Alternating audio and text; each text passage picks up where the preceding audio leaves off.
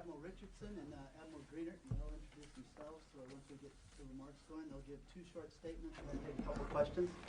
And we're here to talk to you about an incident that took place in Charleston, and we'd like to stick to that if possible. And fire away, and I'll point out who's going to ask the questions as well. Thank you, Danny. Good afternoon, and thanks for having us this afternoon. I'm Admiral John Greenert, the Chief of Naval Operations, and I have with me the Director for Navy Nuclear Propulsion, Admiral John Richardson. We're here to discuss allegations of cheating on a written qualification exam at one of our nuclear training commands. We learned about this yesterday evening. We were alerted of the incident, and it took place in Charleston, South Carolina, at our Navy Nuclear Propulsion Command there. The propulsion exam was allegedly shared amongst some senior enlisted operators. And Admiral John Richardson here, he will speak more about the details of the incident and where we are so far.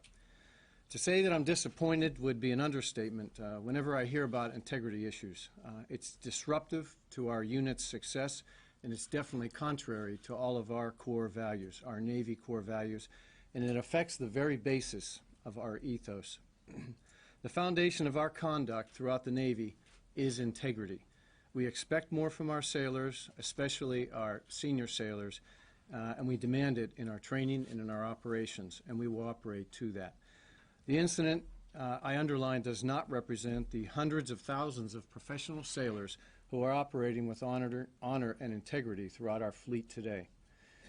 We set high expectations within our Navy, particularly this program, the Navy Nuclear Propulsion Program. It has 5 decades of distinguished service, and it is all founded on integrity. Our sailors are held to a standard, a very high standard, and this will not change. So I assure you, if these allegations are substantiated, we will hold the appropriate sailors, the appropriate people accountable. We will remain vigilant throughout the program, as we have been, as I said, for 5 decades. We'll learn from this, and we'll do a case study, and we'll train on it. John, over to you, and then we'll take some questions. Thank you, CNO. And as the CNO said, I'm Admiral John Richardson, the Director of Naval Reactors. As such, I have cradle-to-grave responsibility for the Navy's nuclear propulsion program. And as this incident involves my program, I take full responsibility for this incident. This is mine to investigate and to correct. I was made aware of this situation yesterday on 3 February when one of our sailors from the Nuclear Power Training Unit in Charleston, South Carolina, was offered to compromise his integrity, recognized that this was wrong, and reported it to the command. The Naval Nuclear Propulsion Program aggressively focuses on managing problems, whether those are material, operational, or personnel problems, with the intent of finding and correcting problems while they are still relatively small. And so, in addition to self-examinations, each element of the program is examined by outside inspectors, and we aggressively respond to any problems that they find as well. On rare occasions, an integrity incident occurs that includes an element of collusion between more senior people. For instance, for your reference, the last comparable incident of this nature took place in 2010 on board a submarine crew. Integrity is a foundational element of our program, and when confronted with problems, we respond aggressively and forcefully. Now, although the investigation is just beginning, I'd like to try to provide some details for your information. This incident took place in our school. We have a 1-year training program that includes 6 months of classroom training, theoretical training, and 6 months of hands-on training. We do this in Charleston on 2 converted submarines that we use as training reactors to certify operators to report to the fleet. So this is propulsion reactors not related to nuclear weapons. This incident involves members of the school staff who are required to qualify to operate and instruct students on the training reactor. We operate using 11-person watch teams.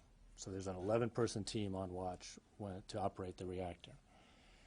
This incident, as the CNO said, involves the alleged compromise of the written exam to qualify just one of those 11 watch stations, one of the 11-person team. To qualify for that position, in addition to the written exam that we are discussing and investigating, one must also pass an oral academic board given by a 3-person panel and must pass an evaluated practical exam showing satisfactory performance. From what we know so far, these elements of the qualification program appear to be valid. Once qualified, their individual on-watch performance is further evaluated by external inspectors, evaluation by my field representatives on site, and through a separate continuing training program. We have seen no major concerns from those other assessments to date. Finally, once the staff member completes his tour at the schoolhouse and returns to the fleet, the process begins anew, and they are required to requalify using the same process on the ship to which they report. And this ship, this command, is also subject to the internal and external inspections and oversight that I have just described. It is this philosophy of defense in depth that allows me to assure you that our naval reactors are operating safely. This is a serious incident. As the CNO said, integrity is the foundation of our business. The Training Command and NCIS have begun a full investigation that will be led by a nuclear-qualified submarine admiral. Initial efforts to ensure that we have properly bound the problem. To date, we are getting good cooperation with the investigation. The training reactors were shut down for routine maintenance when we learned of this incident. The Training Command has ensured that all personnel implicated in this so far have been removed from the site. Their access has been revoked. And all current personnel on watch are those who have no element of implication. As a precautionary measure, these personnel are also being retested to validate their knowledge. Additionally, I've assigned extra supervision to the operating teams. I will not reauthorize operation of the reactors until I am personally satisfied that appropriate corrective actions have been taken and additional conservative measures have been implemented. Additionally, I have a 5-person cadre of personnel from my headquarters that have flown down to the site, led by a senior Navy captain, to assess the command climate in other areas and to ensure the investigation is getting started properly. This team will review past assessments with the goal of ensuring that we do not have a broader problem at this command. In closing, I'd like to restate that I am fully responsible for this matter. I'm aggressively moving to address the situation. We take our record of over 55 years of safe and reliable operation of naval nuclear propulsion plants very seriously. While I can't provide much more information at this time due to the ongoing investigation, I will keep you as fully informed as possible. We intend to be as transparent as possible as we work our way through this. Thank you, and I'm happy to be answering any questions that I can, subject to the understanding that there is an active investigation going on. Lolita? Admiral, for both of you, I was just wondering, one, if you could maybe clarify a couple of more details.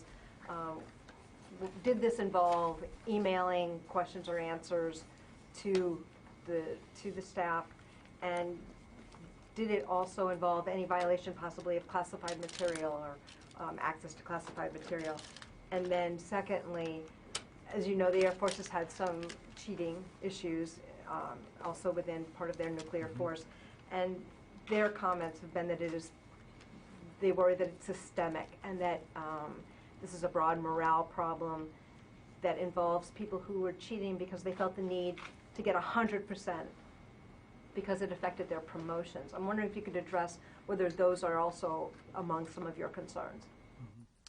With respect to the exams themselves and the nature of what we're talking about, most of that will be more fully developed in the investigation.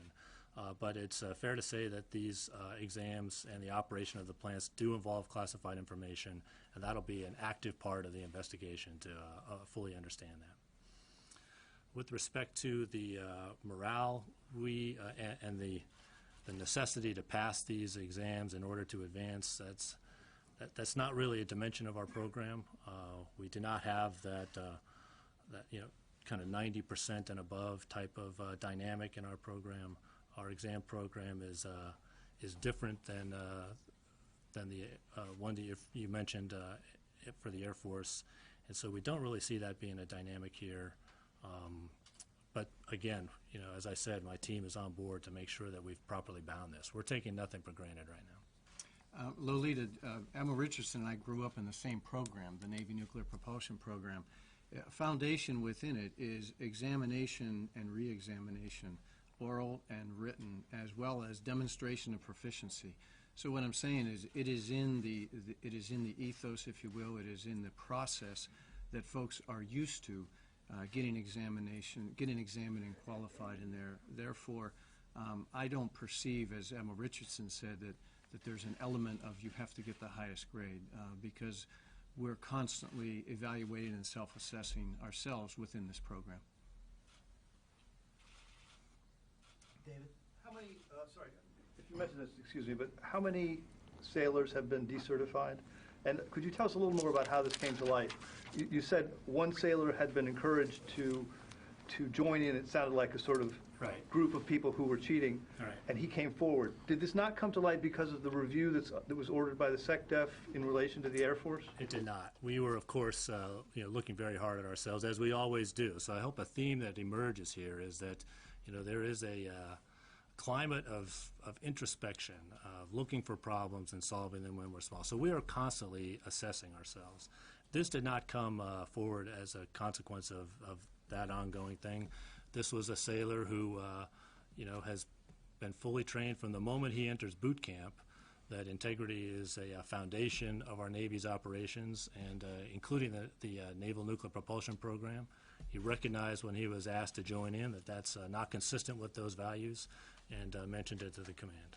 And how many have been decertified? It's really, we're still bounding that problem, and so I'm hesitant to give you a number right now because I don't have a final number.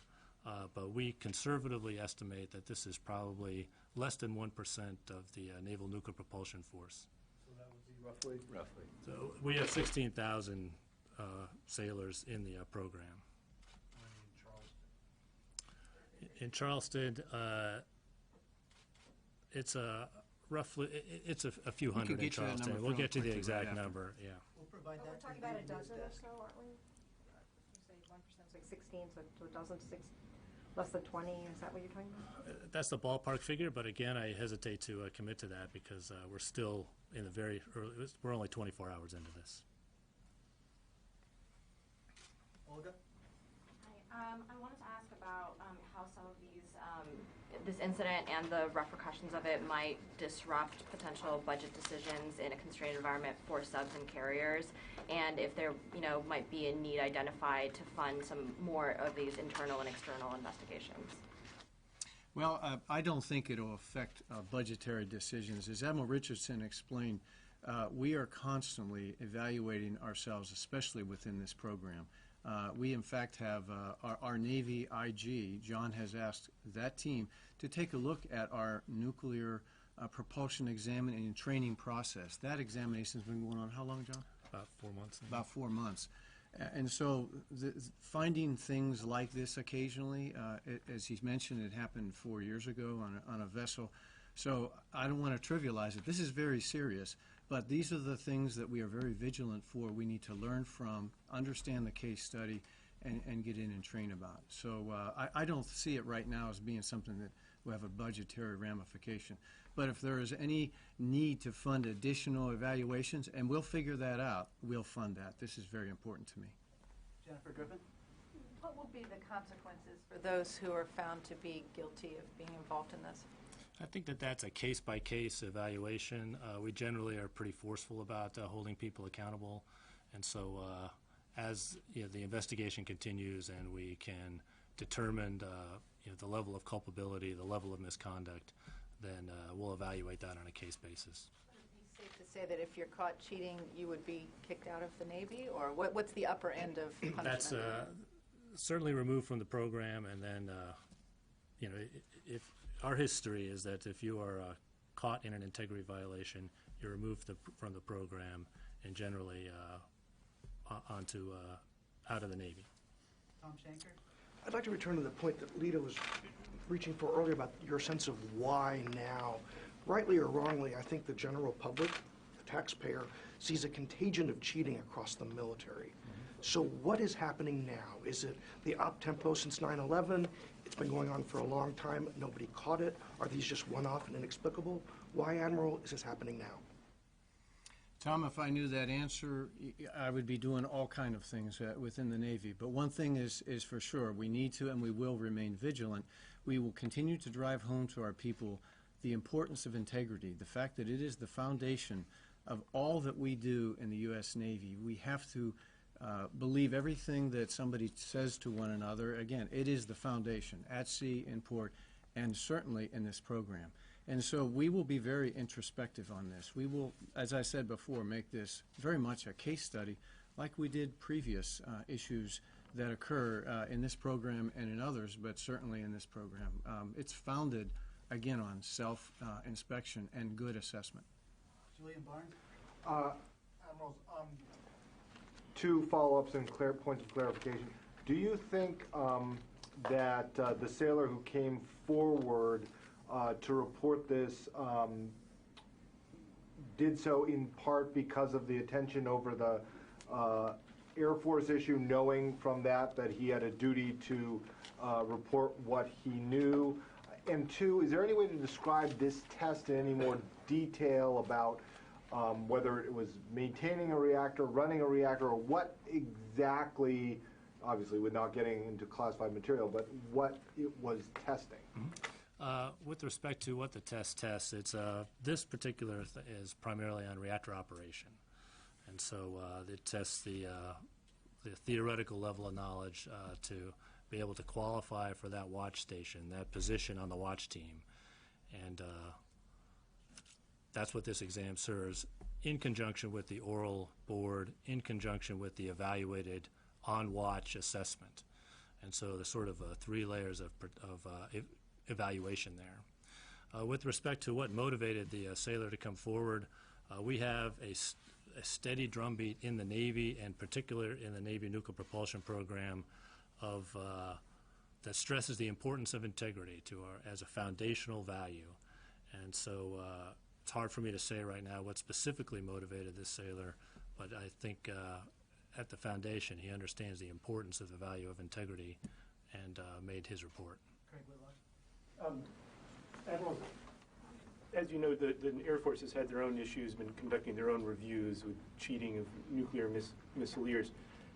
Has the Navy been doing its own review of its program because of what's been going on in the Air Force? I know the Secretary of Defense had a meeting here at the Pentagon to talk about the broader program.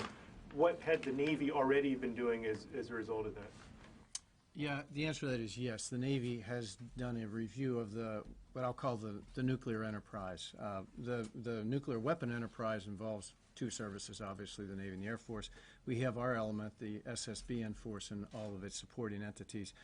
We've been directed to look primarily at the personnel element of that. The qualification people of all those that organize, train, and equip, those that do handle or employ or, if you will, direct operations of nuclear weapons, the certification therein, and of course the personnel reliability program. And so that is in progress. What we do already, Craig, is every 2 years we have a 3-star flag officer review, if you will, the program, coordinated with our director of our Strategic Systems Program, SSP. That Strategic Systems Program are responsible for all operations, if you will, handling of our nuclear weapons themselves. So that has been going on. There's a drumbeat of that, as Admiral Richardson said in his program. We have a similar drumbeat. Now, we are going to take the results of our most recent, which is months old.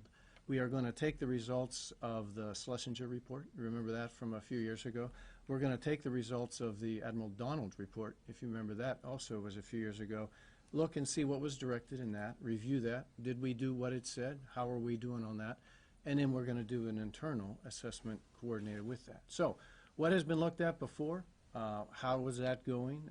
Is it still effective? And where are we now? All of that is underway, and we're due to report in what is now about 45 days. We were assigned this a few weeks ago. Phil Stewart? I just want to get a sense about the timing of the person who came forward. Was that person indicating this is a new problem, this is a fresh one-off incident, or did the evidence suggest that this might be going back a while? This cheating might have been more systemic, or there might have been a pattern of cheating. And also, your reticence to put a finger on the number, is that because you believe it's going to get much higher? Well, that is indicative of the fact that we are just getting started, and so any number that I give you, I don't know where that's going to go, right? We're just getting started, and so I'm reluctant to give you a number because it could change. It may be bound. We just don't know, and so I don't want to put something out there that may be accurate, but we may find more, right? So we're in the very early stages of this. And then, I'm sorry, what was the other part of your question? Was this a single one-off? So again, incident? part of the investigation, we know that when he was confronted, we learned about this yesterday, and so in terms of the time frame, we'll get a sense for that in the But investigation. this individual came forward. He was not asked, right? No, he came forward of his own accord, and this just happened in the last 24 hours, and so we wanted to get to you very early on to let you know about this. Was he suggesting a pattern that this has been going on for a long time, or was it he suggesting this is a one-off incident that? It's to be determined. We'll be back to you when we learn that. Brian? Brian Bennett with Boston Globe. A couple just points of clarification. So, to be clear, this test in particular is one of a series of tests that you must perform before you're qualified. Exactly. And then the other question was this test to qualify or to re-qualify someone? In other words, are they already qualified to operate the reactor and they're being retested? Or this is for a new person who's never done it, taking the test to see if they're qualified? So because these, the folks that we're talking about are on the staff, they have already completed their initial qualifications as students through this same program. They have then gone out and re-qualified again at sea on whether on the carrier or submarine that they were assigned. And now they are coming back, and there's an additional re-qualification process back at those training reactors. So this will be about the third time that they will have been through this qualification sequence. Over the top of all that, there is a continuous training program that, in addition to the qualification, is a program of lectures and clinics and education with exams and validation along that. So it fits into a pretty thorough network of education, qualification, and validation. Tom Vandenbroek? Sir, I have a question about, these were senior enlisted folks who were the instructors who were implicated in this. Correct. And they were giving the answers to, or offering to give answers to trainees? No. Our understanding to date is they were giving it staff to staff. So this is so that the staff could qualify the position to operate the training reactor. You have to qualify to operate that, and then additionally you're training students. But we see no evidence of compromises towards the students at this point. Was there anything offered in exchange for these answers? No. Gordon? Just to clarify, jumping off Craig's question, Admiral, you described what was underway in terms of reviews and all that, but I just want to see, does this incident then trigger potentially a broader investigation, not just of this incident that you've been describing, but like a broader kind of wake-up call kind of investigation of the Navy's nuclear force?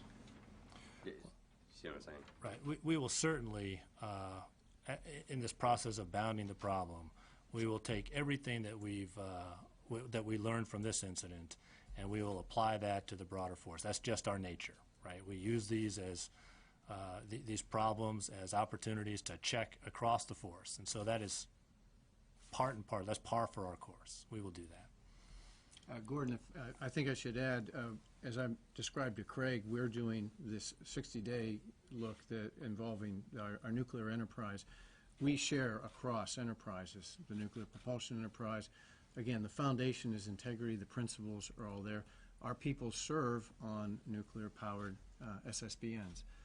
And so those elements have to be shared. So there's a lot involved in this across, if you will. Yes, will there be any operational impact with these, those involved with the cheating possibly suspended? The Air Force had to suspend or restrict about 120 missileers. Is there any, and people are pulling extra shifts. Do you foresee any type of similar operational impact? I could possibly foresee an impact in Charleston. We'll see if that is broader. What type of impact would that be? It's the same sort of thing. So there's, those folks that are implicated are going to be removed from those responsibilities, and and other folks will have to possibly pick up those duties. Additionally, there'll be a certification process before I allow any kind of operation of those plants as well. Admiral Richardson, you said the only thing comparable involved a submarine crew. Are you talking about the Memphis? That is it, right. Okay, why is it comparable? You're talking about something that happened in a training atmosphere, and the other one is you're talking about something that happened on an attack submarine. Right. The elements that concern me are not so much the where it happens, but the nature of the incident, which is both on Memphis and in this case, we have one, a violation of integrity, one of our core principles. Two, you have some kind of collusion amongst particularly senior people, and so that when we, on those rare occasions that we find those two things, it's of particular concern to us, and that's why I draw the parallels between those two incidents. Louis Martinez. Can I go back to your under 1% reference? Does that mean that that's how many individuals you're looking at who might be implicated? Because if it's some fuzzy math, then it comes up to like under 160 personnel. Right. That's kind of my initial bounding of the problem, and so, pending further investigation, that's kind of where I see it right now. In terms of what? In terms of personnel that'll be implicated. Sorry, she'd asked before she was like 16 or 160? No, 16,000 personnel in the plant, and so, 1% of 16,000 I think is 160, but in terms of the ballpark figure, it's well less than that. So when you said 16, that's, I think, going to be closer. So, but it's again, it's hard to say. I just am very reluctant to, try and declare a number at this time because, as I said. You said decertified, and that's what I'm having a problem with, because you don't want to give a number. It's between 16 and 160, but if you actually decertify people, there would be a number. Mm-hmm. And I just, in terms of the number decertified, it's part of this entire program, and so I just am reluctant to, get a sense for where we stand right now in an ongoing investigation. Can I follow up? How many of these teams are there? I mean, you're talking about an 11-person team. How many teams are there in this university? There are 5 different shifts that operate. So there are 5 of those teams that operate in shift work, and we essentially do 24/7 training there on a shift work basis. And this is the universe that you're looking at. Well, we're looking across the entire program, so we'll start there. That's where our concern is most acute right now. But we'll make sure that we have taken a look at the entire program to ensure we bound this.